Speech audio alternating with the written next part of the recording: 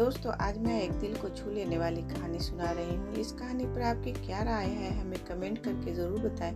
कहानी पसंद आए तो लाइक और शेयर करना बिल्कुल भी ना भूलें। चैनल पर नए हो तो चैनल को सब्सक्राइब ज़रूर करें। बेवफा बेटी। शारदा को वृद्धाश्रम में 8 साल हो गए थे। वह किसी से भी ज़्यादा बात नहीं करती थी। इन 8 सालों में नीलम के अलावा उसने किसी से भी बात नहीं की थी। कोई प्रश्न पूछता भी था तो हाँ या ना में ही जवाब देती थी। सबको लगता था कि वह घमंडी है।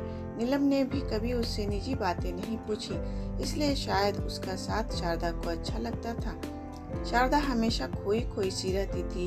एक दिन नीलम भागते हुए शारदा के पास आई और बोली, शारदा, तेरे से मिलने कोई लड़की आई है। यह सुनते ही शारदा की आंखों में चमक आई और वह भागते हुए विजिटर्स रूम की तरफ गई। इस तरह खुश शारदा को नीलम ने कभी नहीं देखा था। जैसे ही शारदा वहां पहुंची, उसने एक छोटी सी बच्ची जो 12 साल की होगी देखा। शारदा उसके सामने आकर बैठ गई।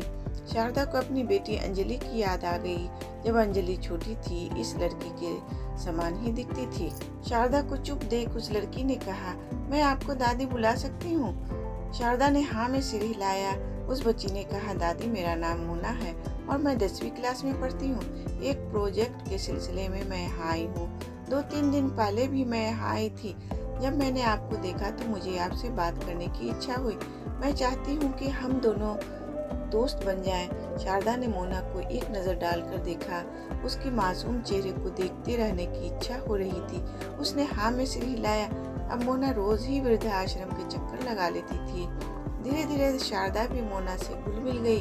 अब दोनों घंटों बातें करते थे और मोना की भोली भाली बातों से कभी कभी शारदा ठहाके भी लगा लेती थी। मोना 1 सप्ताह तक वृद्धाश्रम नहीं जा सकी क्योंकि उसकी परीक्षाएं चल रही थी। अंतिम परीक्षा के बाद वह जैसे ही वृद्धाश्रम पहुंची, शारदा ने उसे सीने से लगा लिया और कहा, मोना, मैंने तुम्हें बहुत मिस किया है। तुम्हें देखकर मैंने अपनी बेटी को भुला दिया था। मोना ने कहा, दादी, अपनी बेटी अंजलि के बारे में बताइए ना। वह कहाँ रहती है, क्या करती है और अब यहाँ क्यों रहती है? शारदा ने कहा, हाँ बेटी, तुझे मैं ज़रूर बताऊंगी। चल हम बाहर चलते हैं। मोना ने कहा, दादी, हमारे घर चलिए ना, माँ भी बहुत खुश हो जाएगी। वृद्धाश्रम में शाम तक आने के लिए कहकर वे दोनों बाहर आ गए। घर आकर मोना ने दादी को माँ से मिलाया और अपने कमरे में उन्हें ले गई। चाय नाश्ते के बाद दादी ने अपनी कहानी कहना शुरू किया। मेरे पति रेलवे में काम करते थे। अंजलि अकेले ही हमारी बेटी थी। सब अच्छे से चल रहा था। छोटा परिवार, सुखी परिवार था हमारा। भगवान से भी हमारी खुशी देखी नहीं गई या किसकी नज़र लग गई मालूम नहीं।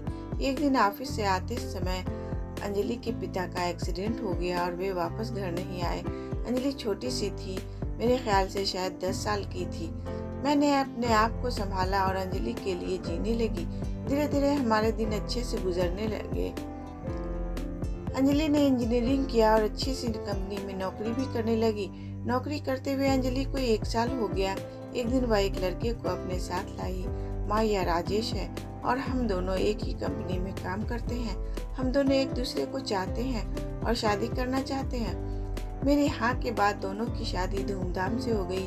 विदाई के समय मुझसे लिपटकर अंजलि ने कहा, माँ, आप फिक्र मत कीजिए, मैं हूँ ना। अंजलि अपने ससुराल चली गई। वहाँ वह बहुत खुश थी। उसे खुश देख मुझे भी अच्छा लगता था। मैं भी आराम से रहने लगी। वह हर रविवार को आती थी, शाम तक रहकर चली जाती थी।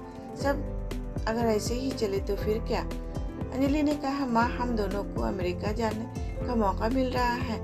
पूरा काम ऑफिस वाले ही कर रहे हैं। 2 साल रहकर वापस आ जाएंगे। वीज़ा मिलते ही दोनों अमेरिका जाने की तैयारी करने लगे। अंजलि ने कहा, माँ, एक बात बोलूं? बुरा नहीं मानना। मेरे आने तक आप वृद्धाश्रम में रहिए, बस 2 साल की ही बात है। मेरे अमेरिका से आते ही मैं आपको घर वापस ले आऊंगी, क्योंकि मैं यहाँ नहीं हूँ। मेरे पीठ पीछे आपको कौन देखेगा? मैंने कहा भी था कि मैं अकेले रह लूंगी बेटा, मुझे अपना घर छोड़कर जाना अच्छा नहीं लगता है। पर उसने मेरी एक ना सुनी। वहाँ जाने के बाद रोज फोन करती थी। धीरे धीरे समय न मिलने की बात कहते हुए सप्ताह में 1 बार, फिर महीने में 1 बार फोन करने लगी। उसने अंतिम बार जब फोन किया तब यह बताया कि उसकी बेटी हुई है, करिश्मा नाम रखा है। यानी मैं नानी बन गई। मैं फूली न समाई। फिर उसने बच्ची का फोटो भी भेजा। बहुत सुंदर है मेरी नाती, 2 साल में आ जाऊंगी कहकर गई अंजलि। आज 8 साल हो गए पर नहीं आई। उसकी बेटी के लिए मैंने कपड़ों की गुड़िया बनाई थी, फ्रॉक भी सिले, पर उन्हें कैसे भेजूंगी? वैसे भी अमेरिका की मेरी नातिन को ये कपड़े वाली गुड़िया पसंद भी आएंगे कि नहीं?